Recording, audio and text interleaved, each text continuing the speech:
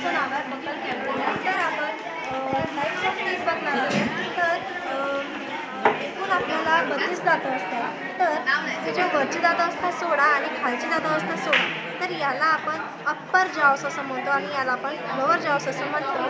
तर आपल्या ॲडॉलसन्स वयामध्ये फक्त 28 दातं असतात। तर एकूण इथे 14 असतात। तर हे जे समोरचे दातं जे 4 असतात त्याला आपण इन्सिसोर्स असं म्हणतो आणि हे जे 2 असतात ते त्याला आपण कॅनाइन असं म्हणतो। इकडचे 2 आणि इकडचे 2 त्याला प्लस केलं की 4 होतात।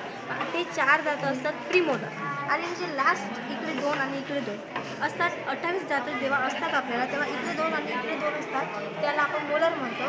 पण आपला 18 इयर्सपर्यंत आपलं ॲडॉलसन्स वय असल्यामुळे आपल्याला 28 दात असतात। पण जेव्हा आपलं वय ॲडल्ट होते तेव्हा 32 दातं येतात। असं आपण ऐकलं आहे की इकडे अक्कलदाढ येतो म्हणून इथे 2 येतात आणि इथे वरच्या इथे 2 येतात। तर तेव्हा आपले पूर्ण 32 दात होतात।